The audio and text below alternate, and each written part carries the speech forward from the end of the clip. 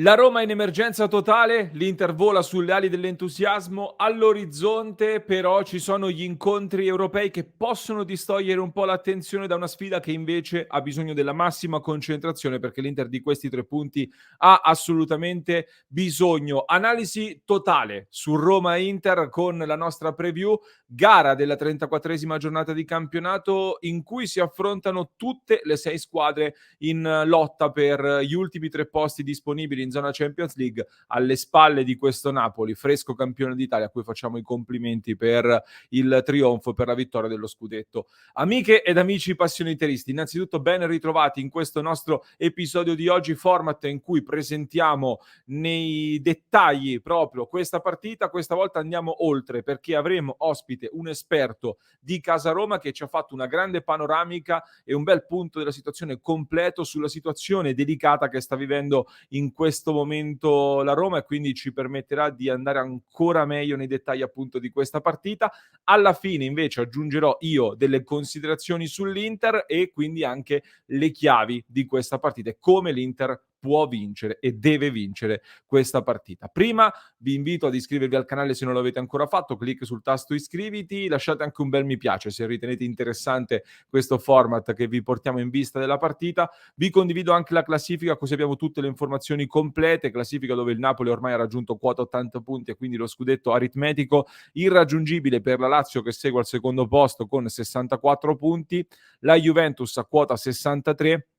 L'Inter al momento è quarta solitaria a quota 60 con Atalanta, Milan e Roma che seguono tutte e tre appaiate a 58 punti. La Lazio affronterà San Siro il Milan proprio prima di Roma-Inter e mentre domenica invece si giocherà la sfida tra Atalanta e Juventus. Come detto, tutte le prime 6 si incrociano, le prime 6 alle spalle del Napoli ovviamente, si incrociano in questi scontri diretti fondamentali per la zona Champions. La Roma nel girone di ritorno, a proposito di classifiche e di punti, sta affrontando diverse difficoltà, soprattutto nell'ultimo periodo. 21 punti conquistati nel girone di ritorno, uno in più del Milan, ben 6 punti in meno invece dell'Inter, che mercoledì, come sappiamo bene, avrà l'Euro Derby d'andata nella semifinale di Champions, mentre la Roma avrà 24 ore in più a disposizione per preparare la sfida col Bayer Leverkusen in semifinale di Europa League. Vedremo se questo inciderà sulla concentrazione anche della Roma. All'andata, ricorderete, l'Inter contro questa Roma perse con una sconfitta pesante per come maturò e per quello che era il periodo, una sconfitta che fece traballare pericolosamente la panchina di Inzaghi, che poi però riuscì a risollevarsi da lì anche con la grande vittoria contro il Barcellona e non solo. Ora il momento è differente, ne parliamo allora con il nostro ospite per fare un punto completo sulla Roma, come arriva a questa partita. Allora, Simone Canni, conosciuto da tutti come Simoncigno, anche su YouTube, esperto di Casa Roma. Simone, intanto benvenuto su Passione Inter e grazie per la disponibilità. Grazie a te per l'invito, Lorenzo. Allora, Simone, mancano poche ore a Roma-Inter, una partita importantissima per questa corsa alla zona Champions in un turno di campionato, tra l'altro che mette di fronte tutte le 6 squadre che sono in lotta, si scontrano tra loro, quindi ci sono dei punti veramente pesanti in palio. Con te vorrei fare una preview, come detto, quindi di questo Roma-Inter, cercare di capire da entrambe le sponde che tipo di partita possiamo aspettarci. Allora, a te, da esperto appunto di Casa Giallorossa, chiedo innanzitutto come arriva questa Roma a questa partita, che momento è soprattutto per la Roma? Guarda, un aggettivo che si può usare per descrivere la Roma in questo momento è incerottata, perché gli infortuni sono veramente tanti e anche molto pesanti e la Roma in questo momento, come ha detto anche Mourinho nel post partita di Monza, non si può permettere tutte le partite che sta giocando, perché si giocherà da qua al 20 di maggio 3 volte a settimana e la Roma già prima non aveva una rosa adeguata, ora c'era ancora di meno. Di conseguenza diventa complicato, secondo me, pronosticare una Roma vincente contro l'Inter. La Roma ci arriverà estremamente rimaneggiata, una Roma che dovrà contare comunque, secondo me, anche su alcuni primavera. In difesa praticamente non c'è nessuno, perché neanche i braccetti adattati, Celic, saranno disponibili. Potrebbe essere abbassato Cristante, ma poi a centrocampo chi verrà messo? Questo è un altro dubbio, perché c'è Matic che recupera dopo la squalifica, ma Wijnaldum non è ancora al top. Quindi gli incastri sono veramente tanti e molto complicati per Mourinho. Del resto però è una partita talmente importante che secondo me le motivazioni verranno fuori quasi da sole.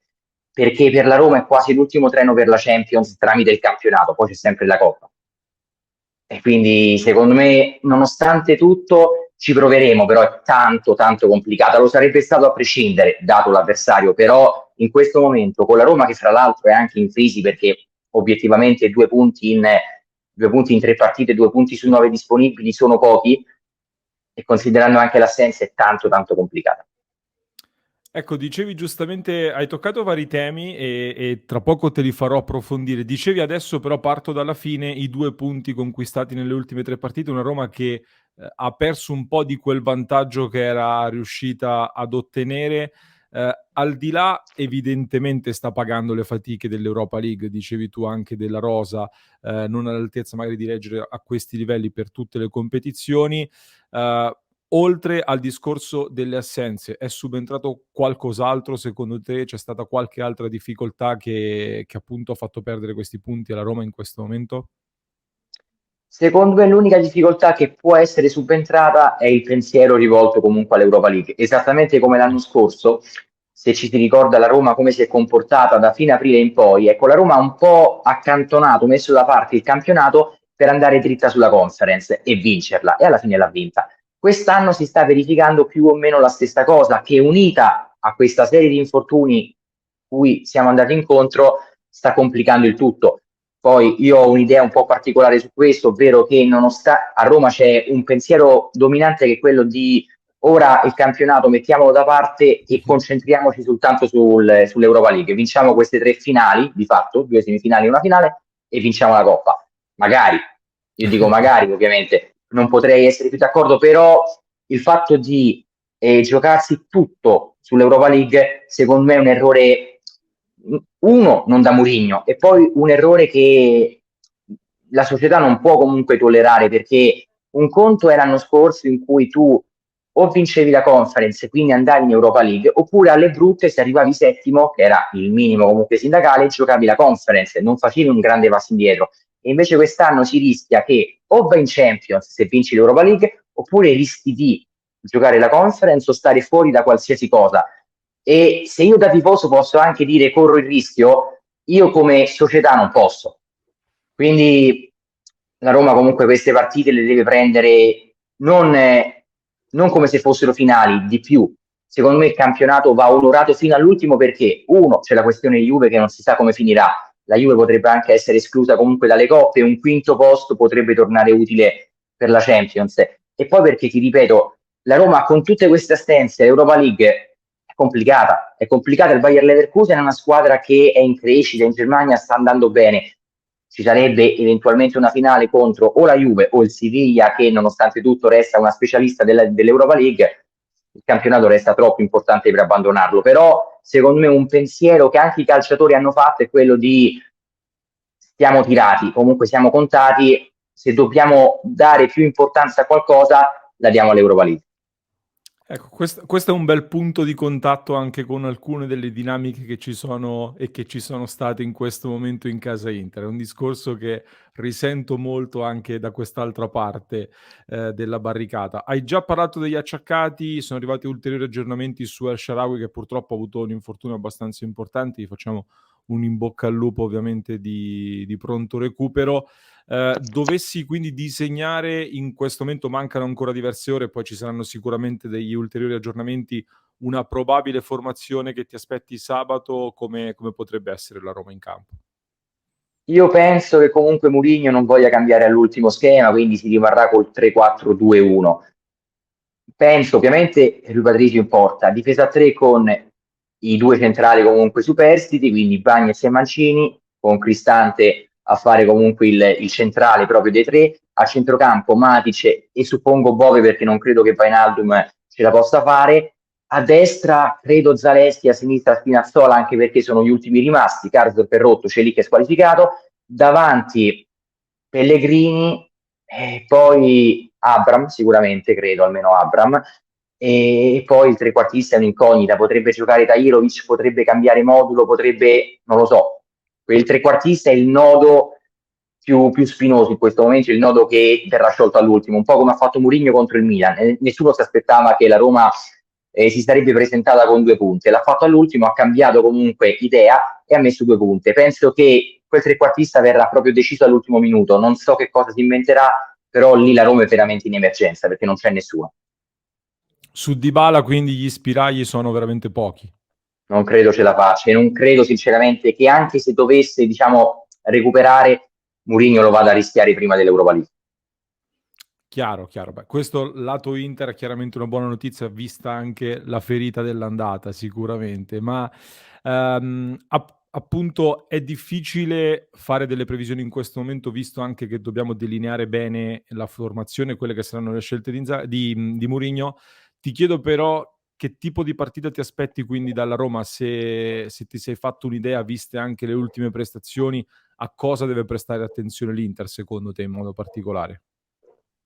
Beh, la Roma comunque è abbastanza, tra virgolette, prevedibile come gioco perché gioca sempre uguale. La Roma giocherà d'attesa comunque, d'attesa e ripartenza, cercando di sfruttare i vati dell'Inter, un po' come ha fatto comunque a San Siro, in cui secondo me si è difesa molto bene all'andata e ha punito nei momenti giusti. L'Inter dovrà essere brava a non cadere comunque nella trappola che Mourinho tende a tutti, ovvero quella di far stancare l'Inter e di, uso un termine magari improprio, spomparla anche a livello psicologico, quindi stressarla, esasperare comunque la partita per cogliere l'Inter stanca e scarica mentalmente nel finale, perché la Roma molto spesso decide queste partite all'ultimo, nell'ultima mezz'ora, 25 minuti, anche con i cambi che in questo caso saranno molto limitati, però comunque la Roma cerca di portare avanti queste partite fino al 60°, magari sullo 0-0, facendo stancare gli avversari per poi punire nel finale. Ecco, penso che questa possa essere, salvo poi ovviamente tutte le eccezioni del caso, perché la partita va vista, però penso che possa essere una chiave di lettura abbastanza pertinente. Sì, ed è anche una delle cose che l'Inter ha più sofferto quest'anno, quindi sponda Inter immaginare una squadra attendista che cerca di far passare i minuti e poi di punire nel finale. Tante partite dell'Inter quest'anno sono andate male seguendo proprio questo copione, quindi per la Roma potrebbe essere un buon punto questo. Al contrario invece noti secondo te un punto debole in modo particolare, il vero tallone d'Achille di questa Roma quale può essere secondo te? Beh, in questo momento io credo che la difesa senza Smalling sia veramente un grande punto debole, perché in ogni caso comunque sarà una difesa rimaneggiata, senza il suo pilastro, e una Roma che comunque, essendo una Roma quasi, penso, inedita, perché non credo la Roma abbia mai giocato come giocherà sabato, è una Roma che si conosce poco e quindi secondo me questa, una Roma quasi, come posso dire, una Roma che ancora dovrebbe ingranare, perché è una Roma che non si conosce fondamentalmente. Un Cristante non ha mai giocato con Matic e Bove davanti, e quindi io ho tanta paura della difesa, soprattutto considerando il momento di forma offensivo dell'Inter, testimoniato comunque anche dalla grande vittoria al Bentegodi. E vado verso la chiusura, allora c'è stato anche qualche passaggio di nervosismo in questo momento in casa Roma, stiamo commentando in queste ore anche le parole di Mourinho con questo sfogo in conferenza stampa post Monza che inevitabilmente ha fatto il giro come praticamente ogni volta in cui parla Mourinho. Ti chiedo se stai notando qualcosa di particolare, che sensazioni hai tu sull'allenatore, se qualche voce su un possibile addio circola comunque in casa Roma. Circola, viene smentita praticamente da un paio d'anni costantemente. Secondo me molto dipenderà, comunque non è detto che Mourinho rimanga, molto dipenderà da come finirà quest'anno, quindi da che succederà se la Roma andrà in Champions, se non ci andrà ed eventualmente quali rassicurazioni verranno fatte a Mourinho riguardo comunque il calciomercato. Per quanto riguarda l'intervista e la conferenza stampa di ieri sera, io penso sinceramente che Mourinho, e tu lo saprai meglio di me perché comunque lo hai avuto a Milano, sia un genio nello spostare comunque l'attenzione da altre parti. E infatti da ieri sera nessuno parla d'altro se non di Mourinho, piuttosto che della Roma che pareggia a Monza, dei tanti infortuni, della Roma che attualmente per la classifica avulsa sarebbe settima in classifica, quindi sarebbe al meglio in zona conference. Nessuno ne parla, tutti parlano di Mourinho e quindi credo che questa sia stata l'ennesima genialata comunicativa di Mourinho, perché nessuno è come lui a livello proprio di comunicazione. Io penso che l'abbia fatto soltanto per quello, perché poi Chiffi, e l'ha detto anche lui, non ha inciso sul risultato, non ci sono stati particolari errori, sì una conduzione magari un po' discutibile, però nulla di che, non era un attacco rivolto verso gli arbitri, soprattutto ieri in cui, ti ripeto, non ci sono stati comunque grandi errori, era più che altro un modo un modo anche abbastanza acceso comunque per spostare l'attenzione da altre parti, e devo dire che ci è riuscito perfettamente. Ha centrato ancora una volta il suo obiettivo. Simone, io ti saluto allora chiedendoti l'ultima cosa riguardo a Dybala, perché quando si incrociano Roma e Inter, quando si incrocia Dybala e l'Inter, molti tifosi ci ricordano questo rimpianto per il suo mancato arrivo la scorsa estate. Adesso l'Inter si sta riprendendo finalmente Lukaku, che di fatto ha preso il suo posto, quindi sta portando a casa dei gol importanti. I gol di Dybala però per la Roma quest'anno sono stati veramente decisivi in tanti momenti.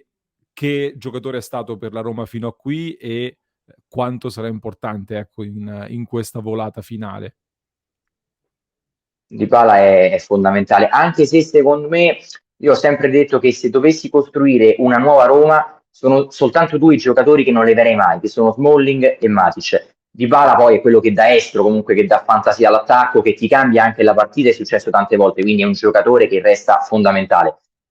Daratta, se tornerà, e bisogna vedere come tornerà, però se tornerà come sa fare, ecco, è un giocatore che potrebbe anche svoltarti questo finale di stagione in cui ci sono tante partite che si prospettano complicate. La Roma giocherà contro lo Spezia, giocherà a Bologna, giocherà contro la Fiorentina, giocherà contro squadre che comunque hanno bisogno di punti.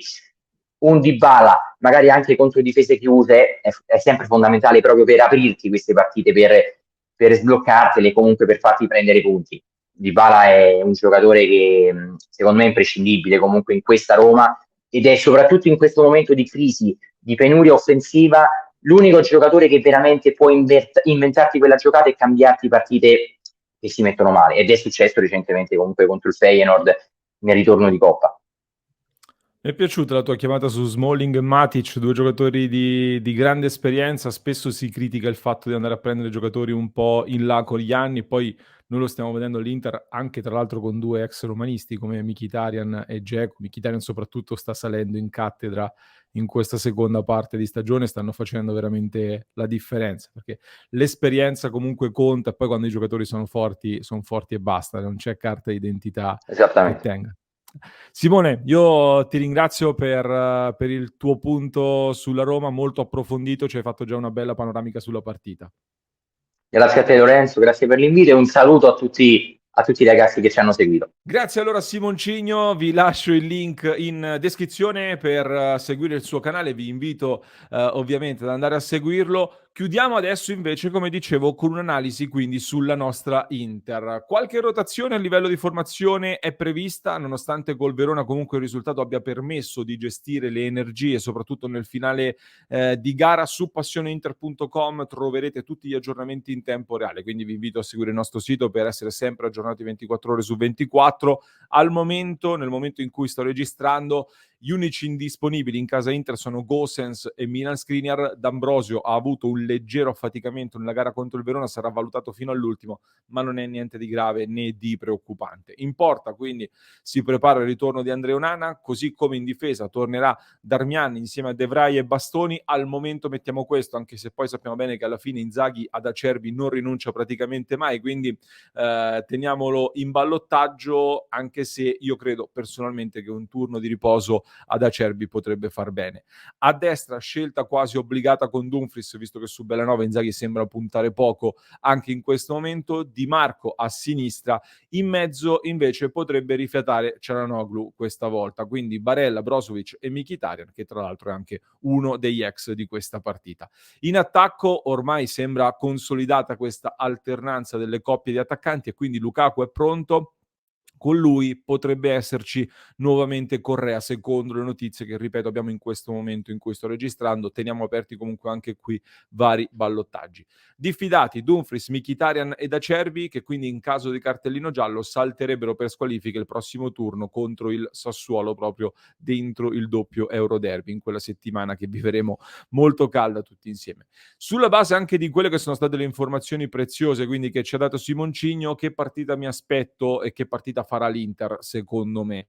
L'Inter è in crescita, lo diciamo già dal Benfica in poi, con l'Empoli, la Juventus e non solo. L'Inter si è sbloccata, è in crescita a livello di convinzioni, sta bene fisicamente e soprattutto è tornata a segnare tanto, con di fatto una media superiore ai 3 gol a partita nelle ultime 5-6 sfide che l'Inter ha appunto vinto, o comunque in cui ha ottenuto dei risultati molto importanti. Viste anche le probabili scelte di formazione e viste anche le caratteristiche delle due squadre, credo che quindi anche l'Inter anche questa volta sarà portata a fare la partita, a controllare le operazioni di gioco, con una Roma invece più attendista. Le ultime gare, soprattutto in trasferta, ci hanno fatto vedere un Inter che controlla molto il pallone fino al momento in cui riesce a generare degli 1 contro 1 in attacco con i difensori avversari. Cioè l'Inter porta 4 calciatori sulla linea d'attacco, cercando di lasciare questi 4 calciatori con degli 1 contro 1 con i difensori avversari. Quando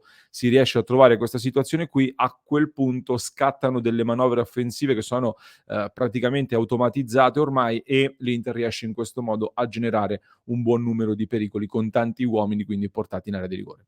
La Roma è una squadra molto ruvida, quindi non dovremo cadere nelle provocazioni né nella frenesia di voler andare in gol e di voler andare subito a vincere la partita. Servirà pazienza e poi dovremo sfruttare le nostre armi migliori, come stiamo facendo molto bene nelle ultime giornate. Quindi ci sarà una fase di studio, mi aspetto poi, come è accaduto anche contro il Verona, una fase centrale del primo tempo in cui l'Inter cercherà di alzare il ritmo e chiudere in crescendo questo primo tempo di questa partita.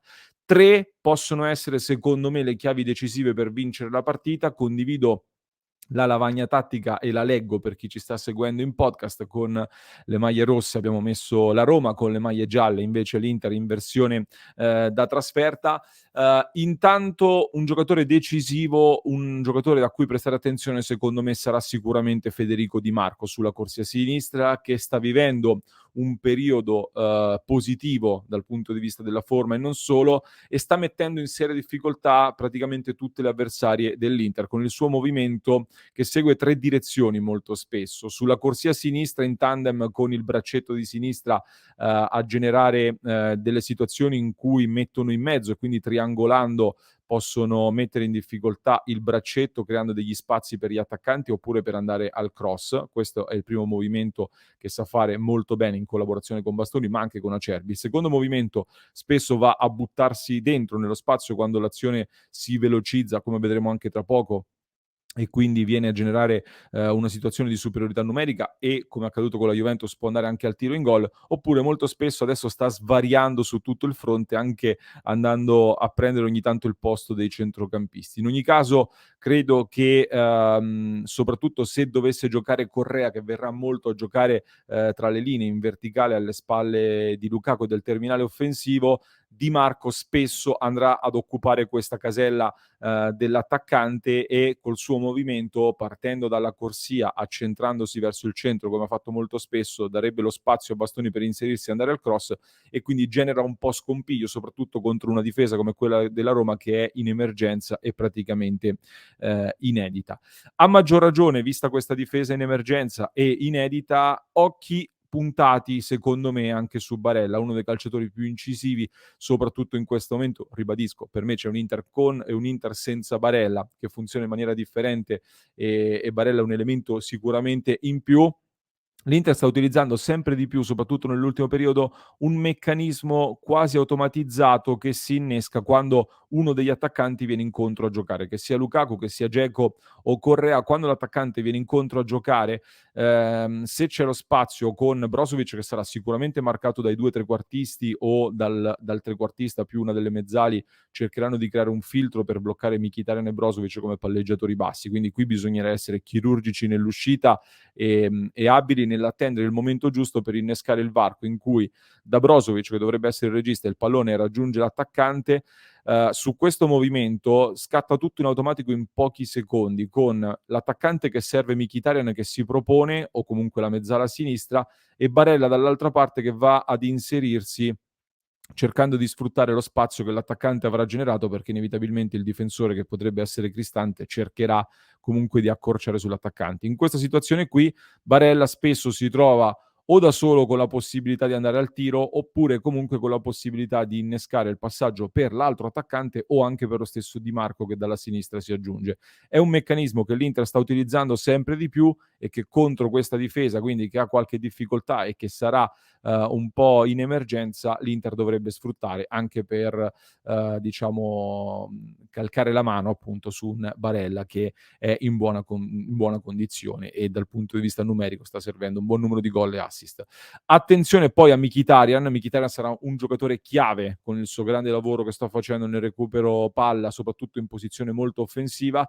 Tante azioni offensive pericolose dell'Inter, lo avrete notato, stanno nascendo da Mkhitaryan che recupera palla molto alto, quindi ehm, sarà anche un bel duello contro un altro giocatore di grande esperienza come Matic. La Roma immagino, come dicevamo, che giocherà piuttosto bassa, cercherà di riconquistare il pallone e di ripartire in maniera rapida ed immediata. Immagino la Roma dovesse riuscire a riconquistare palla con i difensori, cercherà di verticalizzare subito, tanti palloni passeranno da Matic, in generale dai centrocampisti. Se Mkhitaryan, come sta facendo molto bene in queste ultime uscite, riuscirà a recuperare il pallone alto e ad innescare subito gli attaccanti, è un tipo di situazione che può essere veramente letale per la difesa della Roma e con cui l'Inter già adesso sta facendo diverse azioni offensive pericolose. Ovviamente anche qui tantissimo poi dipenderà da Lukaku, un Lukaku che è chiamato sicuramente a finalizzare e a trascinare il peso dell'attacco dell'Inter. La forma però è buona ed è incoraggiante. Quindi si va in campo con grande fiducia e consapevoli di poter fare risultato, senza però ovviamente sottovalutare un avversario, la Roma, che con Mourinho sappiamo bene ha sempre pronta la trappola, sempre pronta la sorpresa per metterci in difficoltà, per portare a casa i punti di cui anche loro hanno assolutamente bisogno. Questa è la nostra analisi quindi totale su Roma-Inter. Fatemi sapere che ve ne pare di questo format e quale formazione vorreste vedere in campo voi, soprattutto in attacco. Quale attacco schierereste voi contro questa Roma? Sono curioso di leggere i vostri commenti. Oppure, se volete, venite nel club di Passione Inter, www.passioneinter.club. Abbiamo bisogno del vostro sostegno per tenere acceso il motore di Passione Inter e per continuare a portarvi contenuti come questo. Quindi, se ancora non l'avete fatto, www.passioneinter.club per sostenerci. Vi lascio un altro approfondimento da non perdere. Per chi ci ascolta in podcast lo trovate in descrizione, per chi invece ci segue da YouTube vi basta cliccare qui.